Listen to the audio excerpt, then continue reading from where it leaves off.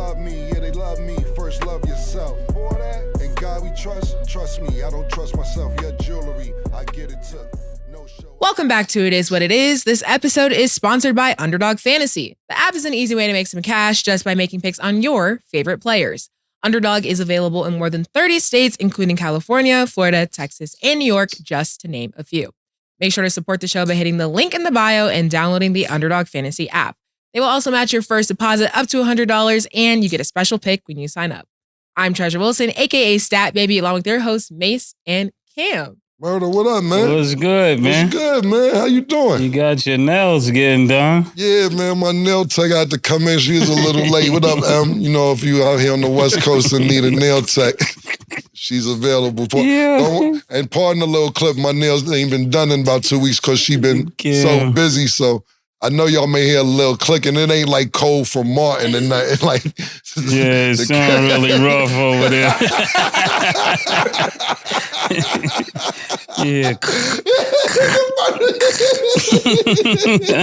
Yo, what's going on over there? He said it sounded a little rough. It do, man. I'm mad at myself. I asked her, I said, yo, you want to dip it in some water? She's like, nah, man. I'm like, yo, this sounds like they do need to be dipped in some water, but it'll only be a minute. Sorry about the little clicking and all that, man. I'm really mad at myself. All right, cool, man. I'm sorry about that. What's good, man? Yo, this is the last episode of season 2, man. I know. You starting on pause with a dandy, dip it in water. Yeah, wow, dip it in water. What a way to go. You know what's crazy? I know. I'm telling you right now, since I caught that dunk on you the other day, this nigga been sitting closer to me, no homo. If you don't think I'm watching him out my peripheral, this nigga king. I've been noticing he ain't been sitting that close to me lately since the dunk. I don't know what y'all got planned. I know it's a 2-on-2 now because Tito launched you, so I just noticed, I'm like, why is he sitting this close to me? I don't know if you know I know karate. Right, everybody's on edge. Some weird energy. Oh, man. Yeah. Well, we are joined with our analyst, Maurice Clarett. Mose. Mo was good. What's good, Mo? Everything. Life great, man. Good, Having man. a great week. Yeah, that's what's up, man. Just want to tell you, you've been here the whole season 2 with us.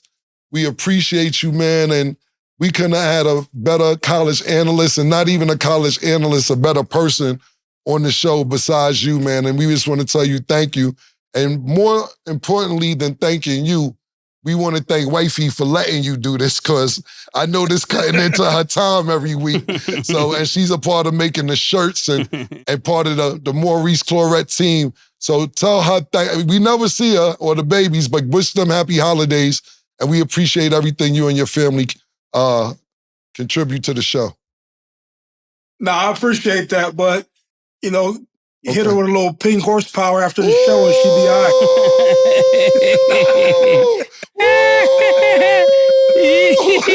Mose came home. He came home, man. That's what's up, man. Thank you so much, bro. So, no, I appreciate the opportunity. Come on, man. We got much more to do outside of this, man. Definitely. Okay, so let's start with some insight. Let's talk about leveraging your brand. How do you think someone, especially like a student athlete, can do that? Yeah, this is a response, man, from it was a guy on Twitter, and he was like, he was talking to me and he asked a question about like me associate myself with Ohio State, right? And he was saying it like in a funny way. And I was like, my man, I don't think that you get it, right? And I'll connect these conversations through other stuff that we plan on talking about in the show. And I said, man, when these people come to you and they come and get you out of high school, like you see a lot of these high school kids, they go into their parents' houses and they promising all these things of what they'll do to these kids, right? And the fact of the matter is that there's only a small percentage of guys who are going to make it to the NFL, make it to the NBA, or make it to be professional. And for those who don't make it, man, you have to leverage all of your experiences and everything that you had prior to. And so in my case, Ohio State was how everybody knew me. And it's like anybody who's had any experience where you've created value into the world, if you choose to be bitter and stay away from people or be resentful for things that happened in your past and not associate yourself or even know how to leverage it, you won't get everything from what the university said that they were going to give you. And in my case, I associate myself with the brand to go around, to do business, to own companies, to buy real estate, to meet new people, to have like conversational pieces. And where the dude thought he was clowning me from associating myself with the brand, I said, nah, bro, you ain't getting it. There's a lot of people who leave these universities and never get nothing from them. And so what I would say is that, just shifting perspective, when you can go to these universities and things don't work out the way that you intended them to, if you've created some value and people know you and you create like a memory for them, learn how to leverage business and steal your identity back from the university. Because believe you me, they represent the 2000. They advertise the 2002 national championship, and they still make money, get fans, and parade off of that. But I don't get nothing from that. So my way of sort of like taking my brand back from the university is to wear this hat, wear the clothes when I'm going in, through, and out in Ohio. And, that's how I do it. You know what I'm saying? So that was just like a question answer to a kid. But I think it's a larger discussion around guys who leave universities and don't really get everything that they thought that they would get in the first place. You want to chime in? Well, what I would say is this to that, and that's great how you do it, because that's really interesting that I'm sitting there processing what you just said, because now the kids get paid through NIL, and they're still selling stuff from memorabilia or whatever it may be from old championships, whether it's the Fab Five or the 2002 Ohio State Championship that you are a part of. I'm sitting here thinking to myself while you say this, damn, y'all still can't get paid because it should be a statute of limitation, so to speak. Almost like they give you your jersey back. Yeah, but like at this point, you could use your jersey. Right, like so let's say, for instance, I know they may not retire the Maurice Clarett jersey, but is it some way he can, if there's somebody wants to buy it, why can't he make 5% off of it or 10% off of it or whatever it is? Because that seems almost super duper unfair that kids could get paid, but being that the era before they was able to get paid, the people still can't get paid. That's very interesting. That's something that we may need to call the O'Bannon brothers about. Yeah. At O'Bannon, they'll go get your money. They'll go get your jersey for you. Yeah, so that's very interesting, man. Back to leverage, the initial question, leveraging your brand.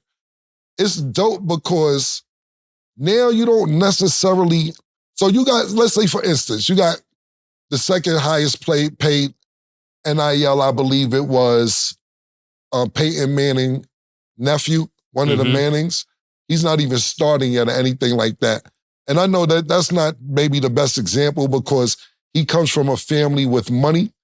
But for instance, let's just say he didn't. You can make 4, 5, 6 million before you leave college. So if you don't make it in the NFL, you need to figure out how to invest that money because, of course, it may not last forever. I'm pretty sure they're not that frugal where $6 million is going to last you forever, depending on your lifestyle and where you come from. But at least you're able to make money before you go pro because you may have the best college player in the world who may not pan out in the NFL. Like, for instance, let's use a great example, and not even NFL. You got a Heisman Trophy winner, Charlie Ward. Was it Heisman? Yeah. Okay, and he didn't even get drafted. He ended up going to the NBA. So if he would have got all that college praise and maybe make 6 or 7 million in college, his NFL career never panned out. Now, I know he still went pro, but what if he didn't make it in the NBA? At least he could have had some money leaving college to figure out what he wanted to do next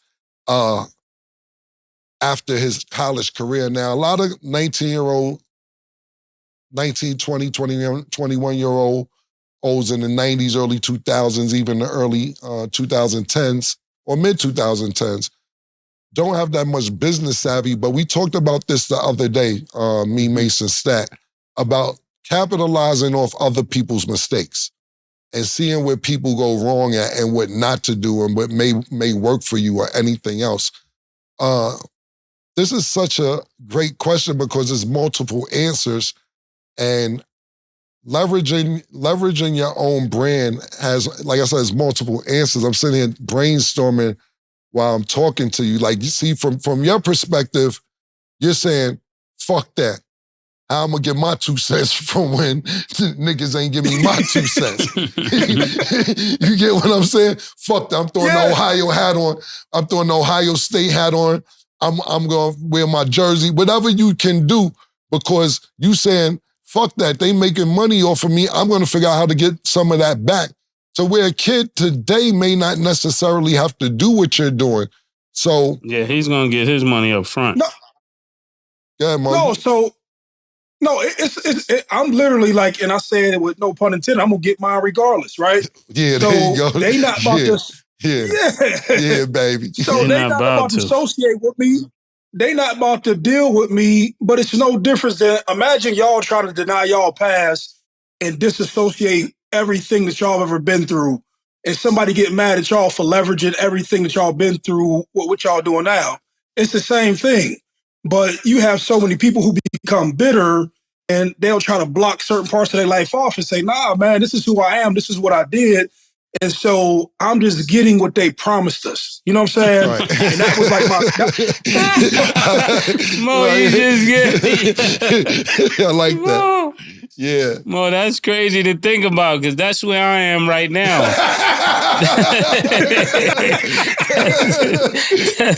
that's what me and Killer been talking about behind the scenes. Like, how do I leverage my past when all this craziness going on? I still need to get what I was supposed to get. Yeah. I understand y'all got a case going on, but I still need what I was promised. Yeah, exactly. 40 acres, you know? Yeah, the reparations. Yeah, the reparations. Yeah, look, you know it's funny. Listen, it's funny. Your shit came through, and then the other shit came through. Like, yo, why this happening when I'm about to get what I'm supposed to get? Yeah, I'm about to get on a plane. I'm like, how do I leverage this? You know? Yeah, I'm gonna keep it 100. I know you usually give me permission, but I ain't saying shit. I'm right there, Mo. Keep talking, you know? Yeah. Keep talking. I know Murder usually give me that's a green light for me to go, but I ain't going. That's what I'm thinking, how do I get my reparations, you know? Yeah, that's an incredible, you know, that's why I said it's really a lot, you know, it's like I said, because the question is for everybody. Like you could, like, you know, like we just talked about the Mannings or Shador Sanders or anybody now who's not a problem, but how does Mo and Mase? Yeah, you still selling Dipset merch, you know? How do I get what I was supposed to get? Tell me, Mo. Do I start selling shiny shoes? How do I get my reparations, you know? see the whole thing, Murder? You know this thing? Let me pull this down so you can see the merch that he's referring to if you want to go to Dipset Couture. You can make sure you get. See, the thing about it is that, and like I said, and if y'all haven't gone seen, it came out yesterday. My interview on all the smoke with Matt Barnes and my man Stack 5 is a great interview. Yeah, and I was talking about how we kind of fell out and all that shit. So you know, and I was apologizing and everything we talked about or whatever. I actually sent to you, but you know, I was in a fucked up deal. A wild fucked up deal, and and this was my life on the line. See, Mase found another path, and during when he found another path, it just happened to be, he was able to take care of himself, so to speak, through the path he was going on. This was it. This is drugs for me, and I'm like, yo, y'all niggas playing with my life. So I fought my way literally, Like niggas was saying, if you ever watched Straight Outta Compton when Ice Cube went in there with the bat and fucked the office up, that was Fisher Price to what I did to Epic Records. Shout out to Dave McPherson and everybody. We cool now, but you know what I had to do to get out that deal. I was like, y'all playing with my life at 22 years old. And it became physical, really. Like, I'm not capping, it really became physical. So that's why I was sitting there saying, I was thinking when Mase said that, I'm like, damn, man, I wish me and Mase was speaking. Well, he wasn't in music anymore, but if he was, I was like, damn, the same niggas I bought with me, I could have taken over there to get your shit right or whatever. But yo, that's a great question. How do you guys and benefit from not being from getting jerked around, so to speak? If that's not the right term to use, but yeah, y'all niggas definitely need reparations. What you gonna say, Mo? You got something to say? Yeah, no, I was just going like, and there's a ton of people who watch this stuff, right? And I get so many direct messages, be it from former athletes and just a ton of people, right? And as much stuff as you can do, like, don't show up and just show up for the free dinner, the free lunch, or the free liquor that they gonna give you. You know what I'm saying? Man, get back down to these universities. Man, get yourself invested into like some level of ownership inside of a company that you can either lend your brand to or that you can put some capital into, that you can own something.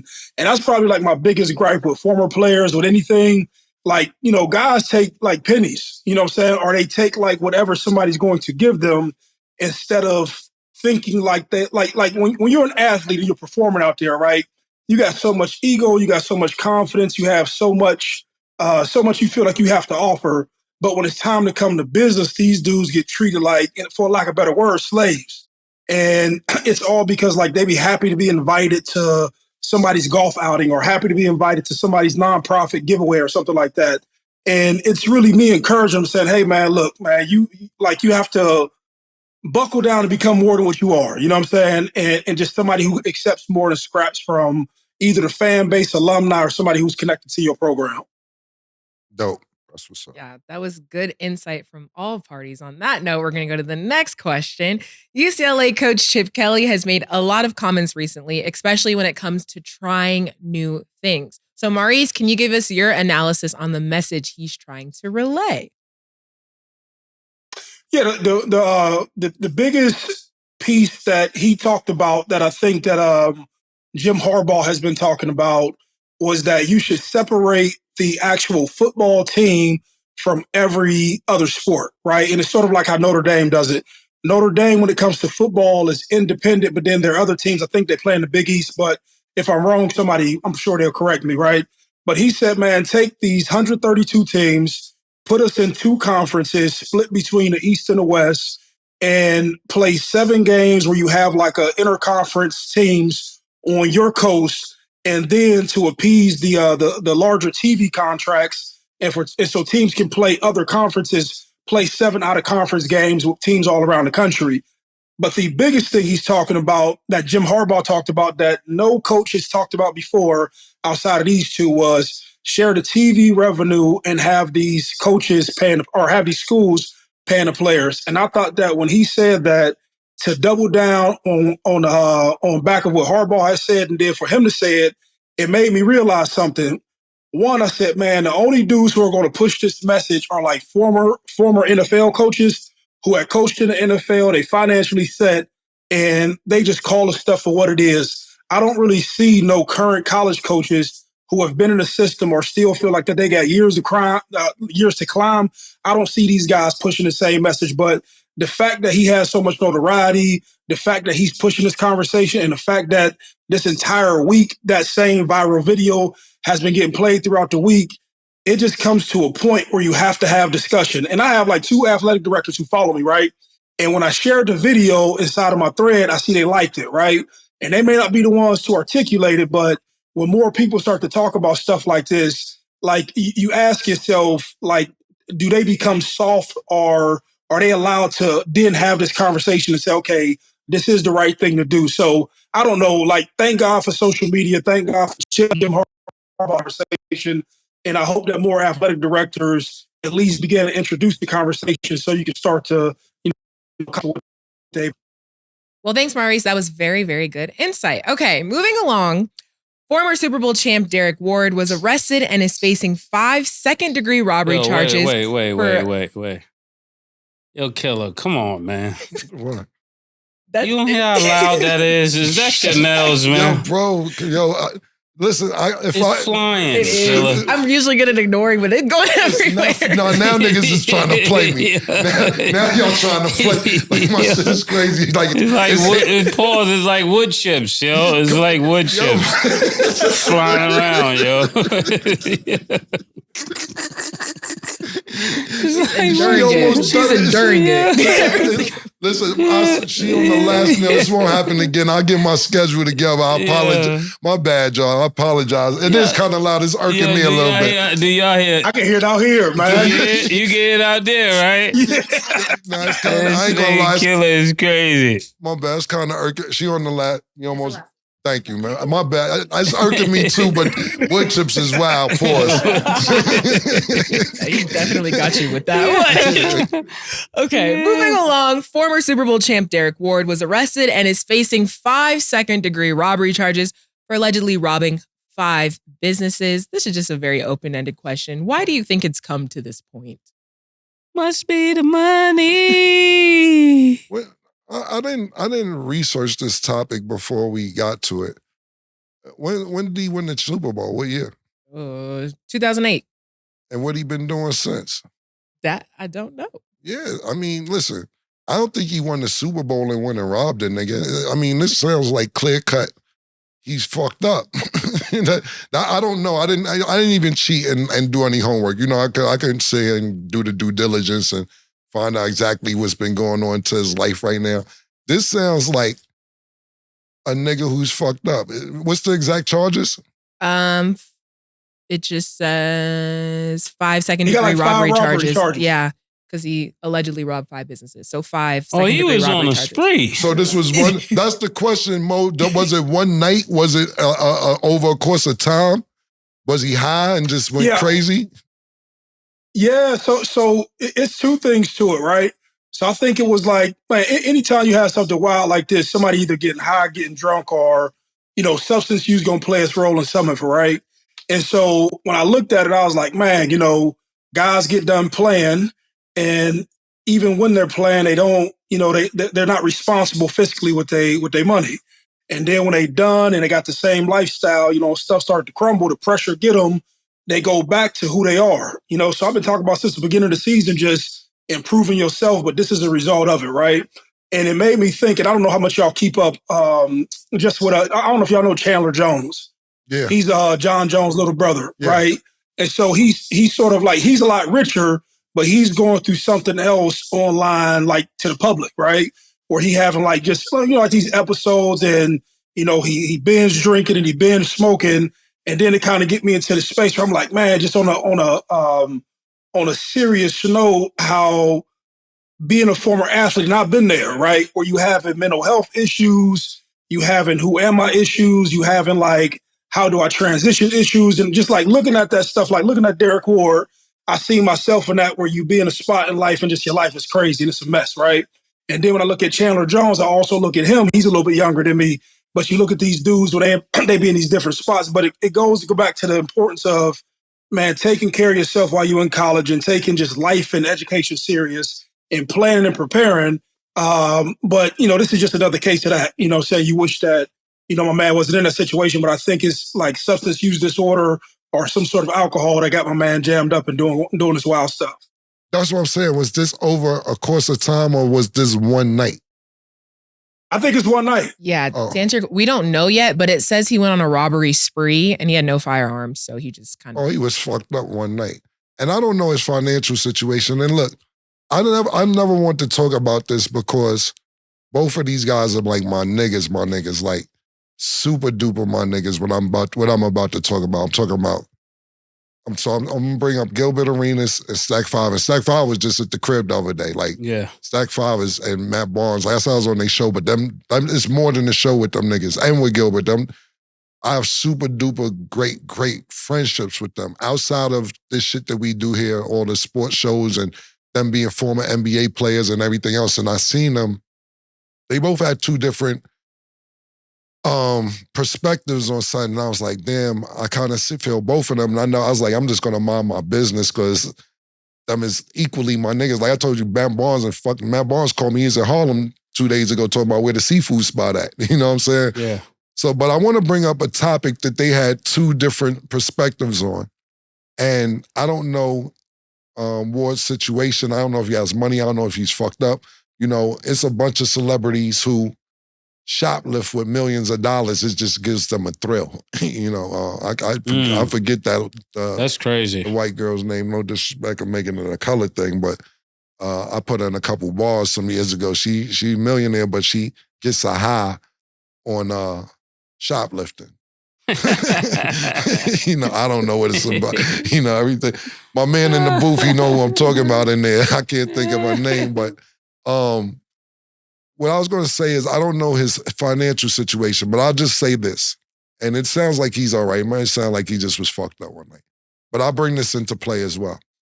So Gilbert Arenas said that it was a topic to where would you rather get $300 million and no championship or $50 million and leave your career with a championship? And Gilbert Arenas' take was give him the $300 million and no championship. And Stack 5 perspective was, nigga, I want to be a champion. I'll take the $50 million. He said, we from the hood. You know, $50 million, we'll make it look like $200 million. So Gilbert Arenas went back and, you know, they wasn't coming at each other, but they'll go on there live, I mean, on their feed. So I'm sitting there going, the couple of days looking at both, they feel like, damn, I wish these niggas would stop, man. I love both these niggas. I would take the 3. Yeah, so Gilbert Arenas went on back to his page, you know, because they're not saying each other's name, but you know what they're talking about. So Gilbert Arenas went back and said, he went online and said, NBA champions, championship ring, $2,200 right now. So niggas who was fucked up who had NBA championship rings was selling their rings. And I seen both sides of the equation. And the reason I bring this up is because the first thing that we said before this robbing spree, and like I said, I don't know his financial situation, was that he was a champ. The Super Bowl champ. That's the first, that's how you lead it off. So you sit there and lead it off and say Super Bowl champ. Yeah. Next thing you think is he broke, fucked up, crazy, whatever. Something happened, but Dan Marino ain't got no championship, and you don't hear about this shit with Dan Marino. You know what I'm saying? So I'm not going to even give my opinion on. They did say this guy beat Tom Brady in 2008, and next year he was cut. Yeah, exactly. This is the shit they bring up. So I'm not going to give my opinion on Gilbert's take or Stack 5 take, even though I got one. But I know that them is my niggas, so I'm not going to give what I really think because I got an opinion, but I mind my business. Which one would you take, the 50 or the 300? That's why I'm not giving an opinion. I mind my business. So I'll let that be with you now. I'm taking the 300. I already know Killer going to take the 300. That nigga definitely taking the 300. If anybody taking the 300, Killer's taking the 300. Killer Obama championship. Yeah. Yo, we from Harlem. I'm taking the 3. I'll buy a championship. Yeah, man, but I understand Stack 5 point of view as well. You know what I'm saying? I understood it from Titletown. I get it. Yeah, all you talk about is Titletown. I understand exactly what he's saying. Yeah, but we led this segment off with saying Super Bowl champ, so that's why I bought that situation. Yeah, nigga was a champ. They beat Tom Brady 2008. He gets cut. Shipped off to the Texans. That don't work out. And here we are in robbery with the ring. His ring might be up for sale too. For all we know. Okay, and last topic before we go to break, there is a conversation circulating from Smush Parker where he revealed Kobe Bryant wouldn't talk to him for 2 seasons, even though he had a locker next to him. He said he tried to have a regular chat with him about football, and Kobe told him, "You can't talk to me. You need more accolades under your belt." He said he was dead serious, and that set the tone. Thoughts? Yo, Mo, before me and Mase give our opinion, and was you that good in college that you ever told a nigga, yo, don't talk to me till further notice? I know I told some niggas that. when I say my man, that's the epitome of mama mentality. Yeah. When I seen the interview, I laughed, right? And Smush Parker looked hurt when he was talking about it, right? And I said, man, like I just don't know what I would do if I was next to somebody and you view yourself as a peer because y'all both in the same league, and then a man look you straight in the face and tell you don't talk to him. Like basically, you on the team, but we ain't in the same space. At the professional level, I can see you do that to a dude at the collegiate level, and because you're going pro. But when you do it at the professional level, it made me just laugh and chuckle. I said, man, this dude Kobe was a real killer. Like for you to tell your teammate that, I said, this dude was ice cold, bro. He was here to play basketball, and that was it. When is Kobe's birthday? That sounds like something I would have said. Yep, August 23rd. Now you and Kobe the same sign. Here we go. I knew it. I knew August 27th, Gillett. I know your birthday. I know when your birthday is. That's why I don't believe. I think that was premeditated. I think you knew when Kobe's birthday was before this. And now, if that's the case, me and Michael Jordan is Aquarius. So however you want to do it, if that's what we doing. Man, me and Mike's Aquarius. If that's what we doing, we going off sides.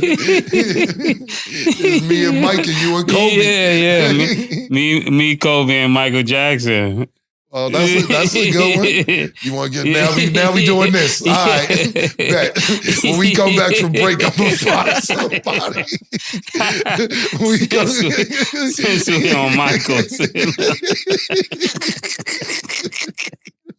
I don't even know. You can't really. Well, Prince is an Aquarius too, since we doing that. Okay. Nah, I don't know if Prince is. That would have been crazy. I don't know. I'm just making shit up. Mike and Aquarius, though. I don't know if Prince. Look, I'm gonna be honest with you, man. The nigga. Smush. All right, cool. All right, fuck it. This has to be said. First of all, I heard way worse Kobe stories. Yeah. I heard way worse shit from better players. Way worse shit like, yo, from Kobe. Kobe used to say, Shaq, you're fat and you didn't come in shape this year, and we're not going to win unless you get in shape. He sits there and tells Ron Artest, when Ron Artest comes to the Lakers, you're replacing Trevor Ariza, and he was very important to this team, so you better be here early and do what you're supposed to do and be the official Laker that you're supposed to be. So this is why towards the end of Kobe's career, and this is what, to me, separates LeBron from Kobe, and not basketball-wise, the GM, LeBron the GM. Yeah. I'm not going to be the asshole because I want people to come play with me. You couldn't find nobody who wanted to come play with Kobe towards the end of his career. It was just too much to deal with stories like this. And you be like, man, I ain't going to the Lakers, man. This is just too much to deal with from this nigga. So LeBron, to a certain extent, he has camaraderie with his teammates. He eggs them on. I see his facial expressions sometimes, and he be like, man, I want to fuck this nigga up. Did you see the play the other night when he threw the pass to Anthony Davis? And Anthony Davis was limping. Did you see that shit? It's like LeBron, like, yo, it's like almost, and shout out, that's my nigga, but when J.R. Smith was off the Henny and he got the rebound and was about to go to the other basket, LeBron was like, yo, what are you doing? But LeBron probably sees that like, yo, I gotta calm down because I want people to come play with me. I'll say this, man, and Smush is from New York. We talked about Austin Reeves yesterday with Mark Jackson, and Mark Jackson said it'd be a great team he'll be a great player for some NBA team. And me and Mase and myself, pardon me, said that Austin Reeves, Austin Rivers, excuse me, not Austin Reeves, Austin Rivers, Doc Rivers' son, ain't shit. And we had to leave the show disagreeing with Mark Jackson after we had a great show. We had 58 great minutes with Mark Jackson. Then he said that shit. And we was like, Mark, we're going to end the show on a bad note because I have to agree with Mase and say Austin Rivers ain't shit. And the reason I'm bringing that up is because Smush Parker's from New York, and you're worse than Austin Rivers. You really ain't shit. So at the end of the day, I fuck with you, Smush. I know you. You my man. I think I could beat you. I think if you went to the Lakers, I had a chance. And Murder had a chance to go to the Lakers. We just was shorter than you. You lucky Kobe ain't slapped the shit out you, nigga. Even trying to speak to him. Average you about a double-double and 6 assists before you speak to that man. That's the best bet that you could do. It had to be said, and I hate to do this to a native New Yorker, but yo, you could have kept that story to yourself. That shit wasn't like you deserve. You went to Fordham with A Butter, like A Butter, my nigga. But you went to Fordham University. You lucky you made it to the NBA. Kobe don't owe you nothing, nigga. Yeah, he don't know you, man. I didn't know you. Sneaking in the league every day, bitch. That's a fact, man. So you could have kept that story to yourself, man. You have more points in the NBA than me. I don't know about who else. You know, I don't really. The only thing I remember is that you played for the Lakers. I can't remember a highlight, a dunk, a 3-point, a buzzer beater. Do you remember anything? I remember Kobe saying, Kobe told Steve Nash, this nigga snuck in the league. Oh, yeah. Shit like that. Don DeMarco. Yeah. Kobe said, yeah, this nigga snuck in the league. So, sorry, Smush. I think Doc Rivers' son is better than you, and I don't think he's that good.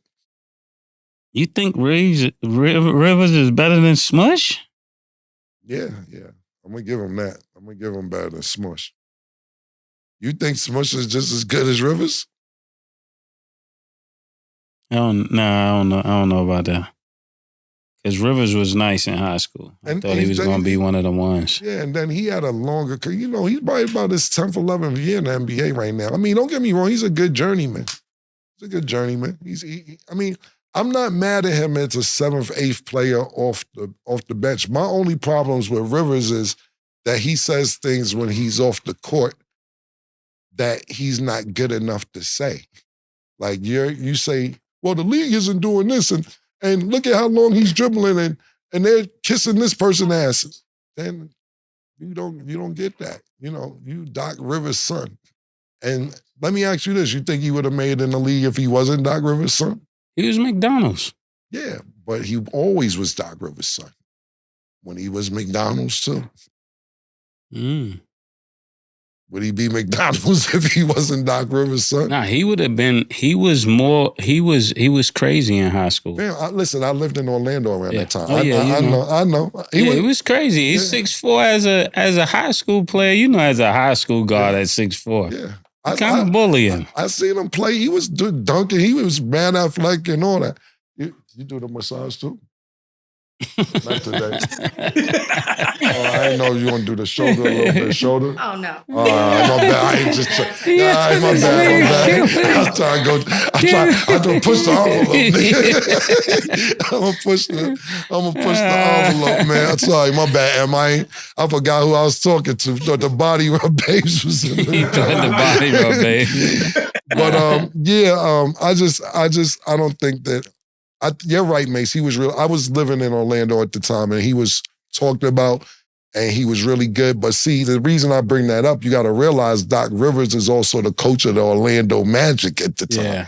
So I'm thinking about all that stuff at the same time. But I think he's a decent NBA player, 7th, 8th man off the bench, not necessarily a 6th man. Yeah, I thought he would have had a better career if he would have went to a different team. He went to the wrong team. If he'd have went to San Antonio, he would have had a better career. He's been to several teams. When's the right team? He was on Denver. You're right. Okay, well, I'll leave the Smush Parker and Austin Rivers debate up to the viewers, but we're going to go to break. It sounds like you got an opinion. I really don't have a good opinion. It's not like light-skinned niggas. Yes, whoa, never said that. We're going to go to break. The light-skinned when niggas. we return, we will talk about Rucker Park. She called this thing about toxic. 4 years and counting. Got you feeling like an option. Maybe I'm my own problem, babe. She tired of hearing I don't know. My stubborn in me won't fall. Dealing with this thing don't trust. But she really thinking about it, wanna be free. Welcome back. So let's get into our Underdog Fantasy picks of the day. But before we get into the picks, y'all know Underdog is always hooking it up for the It Is What It Is listeners, and they are always doing special picks for new signups. But this week, they got a special pick for everyone that ever signed up with code CAM, Mase, or STAT. You're getting LeBron at half a point for his game on Christmas, and if you're just signing up now, you'll get another special pick on top of that. So now let's get into our picks for the night. Tonight, the Nuggets will play the Nets. Underdog Fantasy has Jokic at 26.5 points. Do you have him higher or lower, Mase? Higher. They playing who? The Nets. Higher. Jamal Murray is at 30.5 points, rebounds, and assists. Do you have him higher or lower, Cam? Higher. It's the Nets, nigga. Of course. And Nick Claxton is at 8.5 rebounds. Do you have him higher or lower, Mase? Nick who? Nicholas Claxton. Who is On that? the Nets. Who is I know that? Claxton. He good. He all right. He good for the Nets. He good. I ain't gonna give him 8. I'm gonna go low. Low. Okay. Shout out to Claxton. Yeah, Shout out Claxton. Claxton's all right. Yeah. He is. Okay. Download the Underdog Fantasy app and you can make your picks too. We are joined back with our analyst, Maurice Clarett.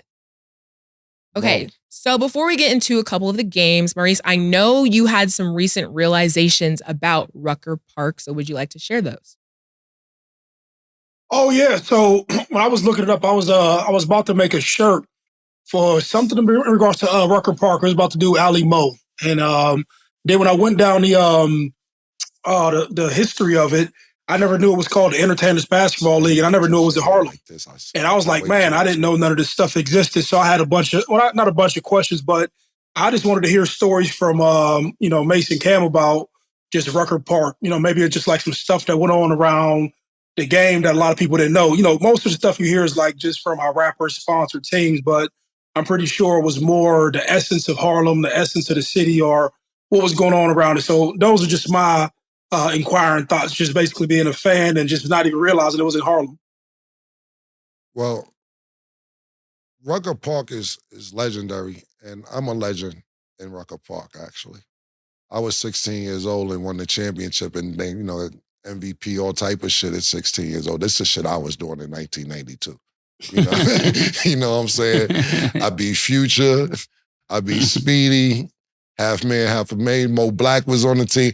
Like, it was crazy. So I'm just going to give my accolades before anything else. I went crazy that year. The two niggas, the two best guards supposedly was a guy named Future. He was really, he used to dance and do all type of shit. Speedy, he was in the movie Above the Rim. And I gave them the business that year. In 1992, it was my year. And I killed niggas. But seriously, and not seriously, that's no cap. But growing up, it was a big deal. Rucker Park, what happened is this. A man named Mr. Mosley used to run Rucker Park. And it was super dope. It was lit. And he passed away, and a guy named Greg started to run it. And what Greg did was, it's kind of, I don't know how much history and how old people are to know about wrestling, but WWF was ran by Vince McMahon's father. And when Vince McMahon's father died, Vince McMahon took it over. And Vince McMahon turned it into the WWF. It turned out to be, eventually WWE for people who's like, what is Cam talking about WWE? It was WWF before it was WWE. But he got Hulk Hogan, he got Randy Savage, he started getting Ultimate Warrior. He took it to the next level. And that's what Greg did for Rucker Park. He started getting sponsors from Def Jam, from different record companies. Yeah, Bad Boy. Bad Boy. He started turning it into a Rappers League and so on and so forth. But you forget about the people like Terminator and the Dancing Doogie and a whole bunch of different people. Because there's one time I seen Fat Joe doing an interview, and Fat Joe was like, was Cam really good in ball like that? Because people be telling me Cam was playing ball, but I see him in celebrity game and he looked kind of tired and all that. This is what I'm talking about. And Fat Joe's my nigga, that's my man, but you the new Rucker. Yeah, he's the new Rucker. You the Vince McMahon Rucker. I'm from Ivan Putski, Junkyard Dog. Iron Sheik. Iron Sheik, Bob Backlund. I'm from that era. So when they turned, when Greg took Rucker over, he got y'all rappers. I'm not saying y'all because we're rappers, but at the end of the day, it was a whole different dynamic before Greg got there. And that was the essence of it. There's so many people, and like my little bro, A Butter, he got a lot of footage from Rucker Park.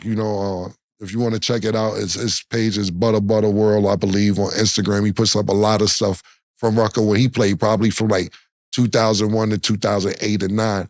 And when he hashtags it, there's no offense because this is my little bro, and he killed up there. Yeah. But he puts the golden era, and I'll be like, that's your golden era. Yeah. You know what I'm saying? Yeah, the real golden era, Rucker, is when it was like Rambo and Jim Ice and all of them type of niggas. And that was when it was a drug dealers league. It wasn't even rappers then. It was when I was living up there, it was a drug dealer. Yeah, you was up on, I forgot you was on 8th Avenue. You've been all over all the things that when I was up over there and all that. When I was over there, it was a drug dealers league. It wasn't for basketball. Right, and listen, a lot of people. For street niggas. Right, and I'm not saying, shout out to Mousy out of team and all this. And I'm not saying that this guy, and Mase is 100% right, and I'm not calling this guy a drug dealer. I'm just saying, I remember Juan. Y'all, a lot of people know him as OG Juan from Peter Shoe and all Peter that. Shoe. That's the Rucker I know. Remember we got a fight with Peter Shoe? I don't even know if you remember that. Yeah, Peter Shoe. Niggas like, oh shit. Peter Shoe was the first nigga with the fanny pack shit before that's niggas the had Rucker it. I know. That's a fact. Peter Shoe. You couldn't come in the park. Yeah. When you was playing Killer, I was on the fence. I coached you to the MVP. Listen, man, I remember, man, you was my bro. Killer go left. Yeah, yo, that championship was for all of crazy. us. Yeah, that was for all of us because it was nobody. We couldn't believe it. They said, yo, this nigga Killer out there going crazy. Because we almost cried. Yeah, no, we might have cried because no young nigga played in Rucker sister. After that, a bunch of young niggas started playing, but I was the first teenager to play and bust ass in the championship. We couldn't believe it. I couldn't believe it because it was like a grown man's league, and Mr. Mosley gave me an opportunity. But Mase is right. I couldn't even believe the shit. I was like, yo, this is kind of crazy. Let me ask you a question. So is it like a tournament? So I really don't know. I've only seen it through not social media, but like old and one mixtapes. Is it a tournament for like a week? Is it a weekend? Or like what is actually... When people talk about Rucker Park or the tournament, like what is it? In the beginning, it was just you had it was like show off. It was like to prove that you could bring a player from the furthest place you could possibly get a player from. Like niggas were bringing people from. I remember when they brought. Who was the first person? Was it Vince? Or it was somebody crazy? Yeah, listen, and that's one thing I will give Fat Joe credit for, and Jay-Z as well. They started bringing Kobe Bryant, Allen Iverson, fucking LeBron James. Yeah. Steph was from New York already, but when niggas started flying in, the niggas from out, that's when niggas was like, oh, Rucker Park done got crazy. Because it started getting police barricades and so on and so forth. Yeah. It was just wild, reckless in the beginning. It wasn't no barricades. You climb on a tree. Yep. It's a bridge over there. You would sit on the bridge. It's even projects directly across the street where niggas would go on the roof of the projects. Yeah, or sit on top where the school was, the elementary school, the roof. Right, exactly. So to answer the question, no, it is a tournament. You play 8, 9 games and the 4, 5, 6 teams who make the playoffs, and then it was like all summer. It was the thing to do in the summer, and at first it was just pretty much like Bronx versus Harlem and Queens before niggas start flying niggas in. Right. First it was like bragging rights of who the best in the city. So whoever was like the top guard in the city, you had to play in Rucker. If you didn't play there, it didn't matter. Right. And not to jump off topic, hold on, man. Shane Gillis, shout out to Shane. Shane Gillis, you gotta chill, bro. Shane Gillis, I had texted him yesterday. He had called me while we was filming. So I hit him back and said, yo, you up still? He just hit me back and said, pause, man. What do you mean, am I up? yo, Shane, chill, bro. My bad. Are you awake? Nah, shout out to Shane, man. Shane, I'm just looking. He's like, yo, pause on you up, yo. Shout out to Joe Rogan and Shane Gillis, man. It was crazy. But yeah, bro. It was the thing to do. You know, after a while, it kind of died down. People go to Dykeman, and then you had Kingdom, pause. It was a lot of tournaments outside of that, but you know, it's one of the things you had to be there. Yeah. And you definitely wanted to have your best game because niggas on the mic would kill you. Oh yeah. The Nick, that's what made it dope as well. The announcing out loud the whole game was spectacular. And then if you get a nickname, your nickname was crazy. I was the All-American. I was like, it was crazy. You get a nickname. That's what I was gonna say. I was talking about OG Juan. When Juan was doing it before Jay-Z or anybody else, when he was doing it by himself, I remember niggas used to change sneakers at halftime. I'm like, yo, how much money is niggas really getting up there? They could wear the white Jordans the first half, and then the second half wear the black Jordans. So you want to play for people like that. You know what I'm saying? I remember that game, Big Straight came out. These niggas is cheating. Yeah. I remember it was more, like you said, Peter Shoe, Juan, Mousy, those people at that particular time, they had it. And Maurice, you got your questions answered?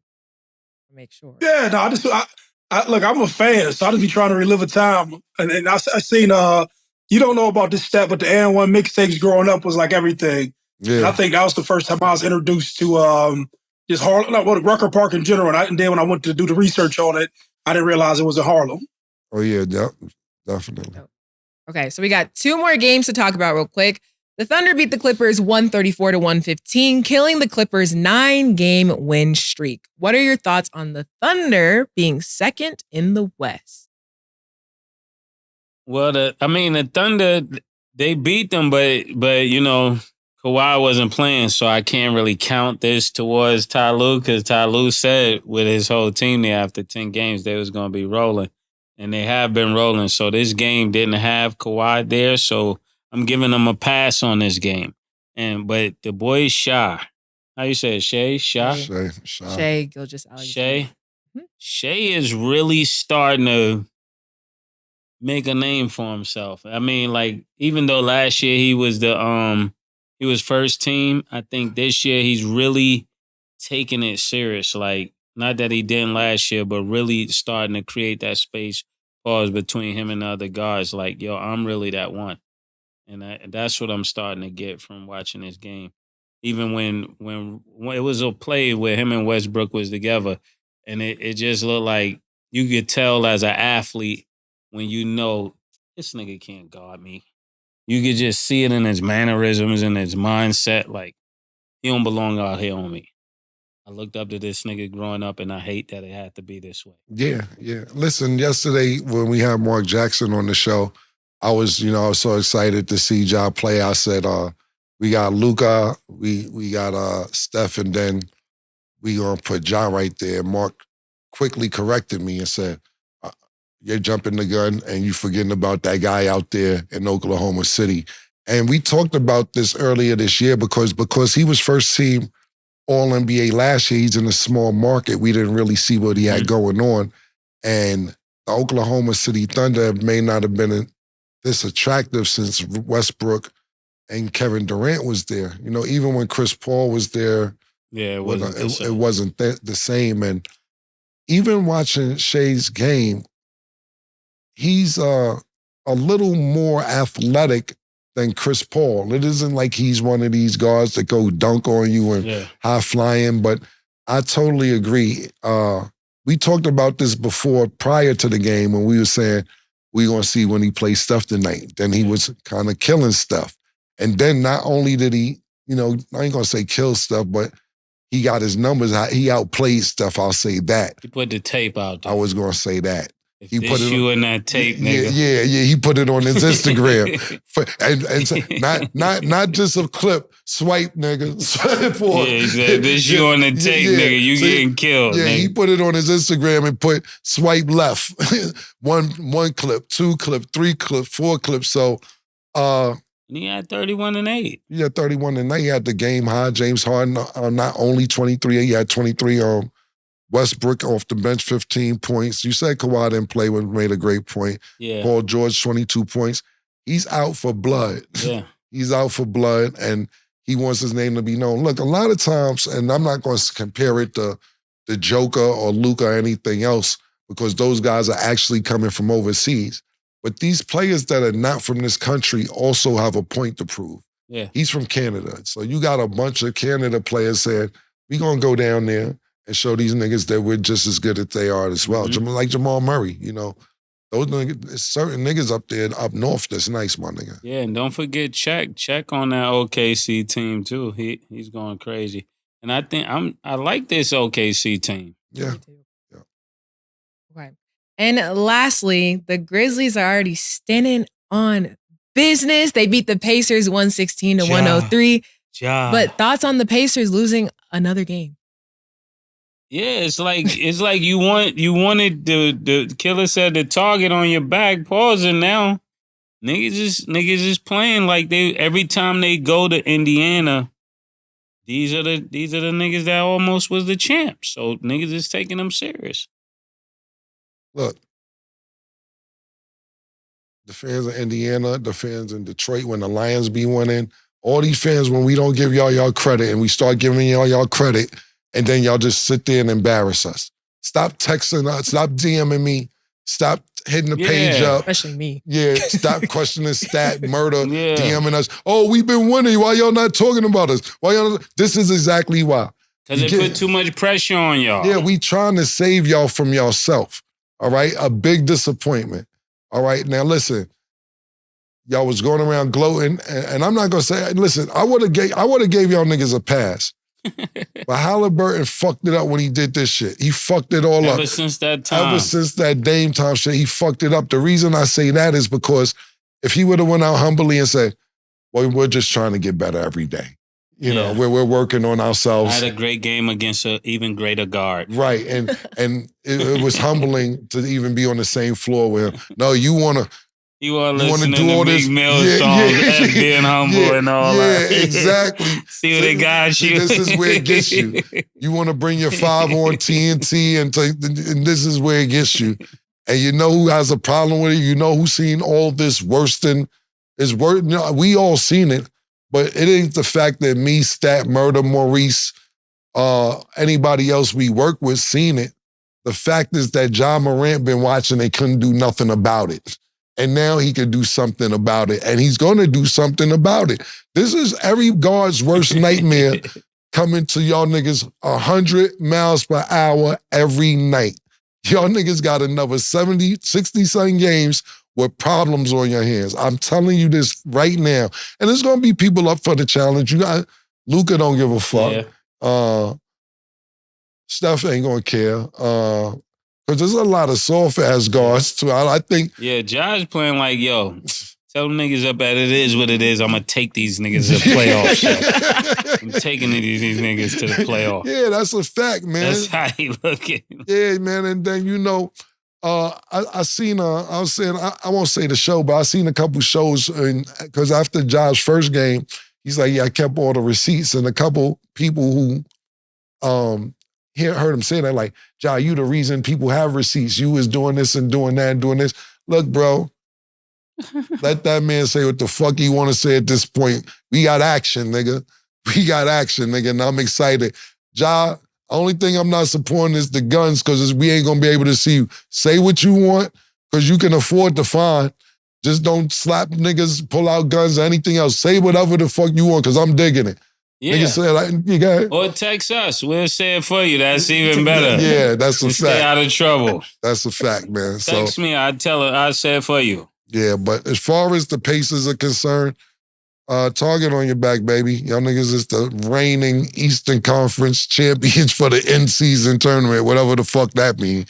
Y'all niggas is right now in the AC. You're in the AC. So when the shit started, y'all, I think y'all was in 4th or 5th. Yeah. It's been bad since the in-season tournament. Good luck the rest of the season. Man, there you have it. And Maurice, thank you for being here. Yo, Mo, it's been a great season, man. We appreciate you, man. And we're going to see you season 3. We act like season 3 ain't next week, but we'll see you season 3, man. But go ahead, Mo, what you going to say? Well, look, y'all got to meet me. We're the official title sponsor for the Racism Bowl. Whoa! The Racism Bowl. The official sponsor. That nigga Mo be on point every week, man. Mo, the Racism Bowl is crazy. Right. Hey, I promise you I cried when you said that the other day. It was hilarious. Nah, Mase called that was Mase shit. Mase is a funny nigga, man. The Racism Bowl is fire. Right. Mo, we appreciate you, bro. Yeah, I'm going to... Well, it's pink horsepower time. I'm going to get back with y'all fellas later on. Oh, don't trust me. It's almost time for me too, baby. Matter of fact, Tito, pass me my bag. I don't leave home without it, nigga. The proud sponsor. Yeah, man. Tito, you on the camera. I got you. Yeah, man. Nah, I ain't trying to set you up, nigga. Yeah, nigga had him crawling with pink horsepower. I'm just trying to show. I know a nigga ain't taking my pink horsepower out of here. I was blowing brains out. I was just trying to get a quick commercial and nigga done robbed me. Yeah. Damn, I don't even got nothing in here, man. Yeah. Sorry, Mo. I got some next time. Okay.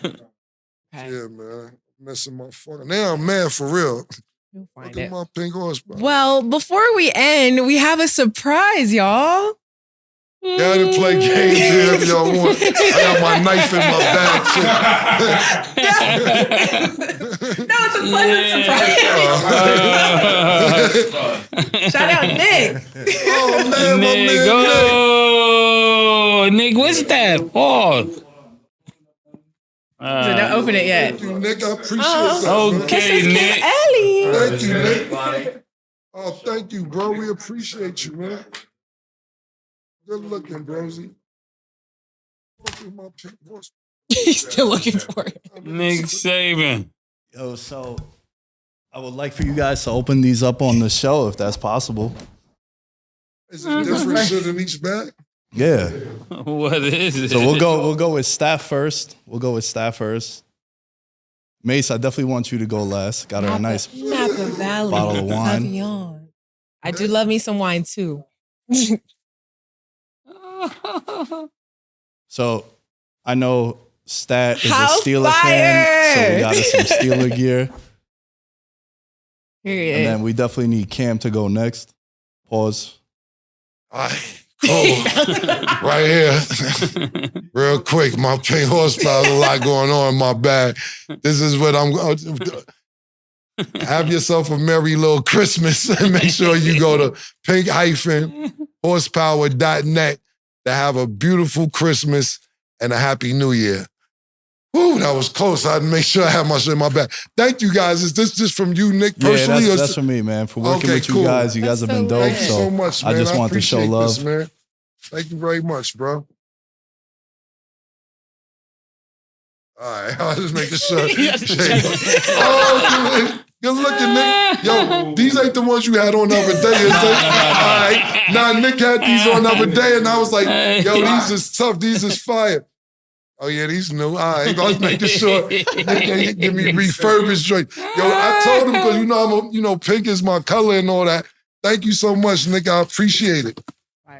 Now, thank you again, and is this champagne? Yeah, that's for the New Year's celebration. Thank you very much, Nick. I appreciate it, man. Oh yeah, Lil Vu, baby. You gonna put this with some Chambord? So, Mase, yeah, I mix this with Chambord. Thank you so much, man. got you, bro. Mase, you're a very difficult person to buy stuff for because unlike Stat, we actually know what team she root for. Cam asked me to make a video of all the teams that you've rooted for. I'm like, Cam, listen, I'm gonna have to charge you extra for that one, bro. I don't know. So in that little bag is a gift. So you got some Clico. Yeah, man, Lil Vu. Thank you, man. And then in the little bag. Since I know you all about Titletown. Oh. What is this, Nick? So I got creative. I got you a gift card. So the next day, whoever wins the national title, you'll be able to go and get you a hat. Because I couldn't pick just one team. Now you got options, bro, because the title town. Yeah. That was good, man. That's what's up, man. Thank you so much, Nah, Nick. of course. It's Well, been a lot dope. It's been dope working with you guys and being a part Nick, of this. that So was I appreciate clever. that. Nick is the one every night behind the scenes recording, editing the videos. We want to tell, actually, before we finish the season, I was going to tell you, thank you so much for being part of the team, staying up extra hours to help us get this done. Thanks to Jeremiah, who made a rare appearance tonight for making all this happen as well. The CEO, Kev at Blue Wire, everybody behind the scenes. And, this move out here to the West Coast for me, Mason Stat, it was a really big decision being that we're all originally from the East Coast and you guys really made us feel at home and feel comfortable. And it's been a pleasure to work with you and we look forward to working with you much more in the future. Thank you guys so much, man. Let's go. Let's go. Means a lot. Thank you guys. Thank you guys in the back. I hope everyone Thank has you a happy guys. holiday. Yo, another season, he did it. Yo, we the hottest niggas on the planet. Yo, Bob, What he shout said? out to my nigga Bob, my nigga Tito. King. Yeah, my nigga King. I'm not gonna say his first name. Yo, Church is out there in the front. I'm trying to think, is it anybody else we forgot? Jacob. Oh yeah, Jacob York. Big shout out to Jacob York. He really helped Mark Jackson. He helped put the Mark Jackson thing together. To be honest with you, it might have fell apart without Jacob York. And my man, shout out to Juice, Blueberry. yeah, my man. Look at Church. Shout out Church. My man Church. Shout out to OJ and shout out to Larry Smith for finding OJ for us. So we appreciate everybody's help, man. And if I am forgetting anybody, I'm pretty sure y'all will remind me. So we'll talk to we'll shout you out next week when season 3 begins. Thank you. Oh, we bugging. Shout out to Underdog Fantasy. My man. Yeah, we bugging the fuck out. Big shout out to my man Nick over there at Underdog Fantasy. We appreciate everything you're doing for us. And we look forward to doing much more business in the future, man. And we got much more in store, man. If I forget, I'm sorry. But yeah, I can't remember anybody else. Thank you all for watching. And that's all the time we have for today. Stay tuned for season 3. And as y'all know, we the new journalists. Yeah, baby. That's what it is. Journalist niggas. As always, it is what it is. We out. 2 Big Macs, like when they doing them 2 for $5.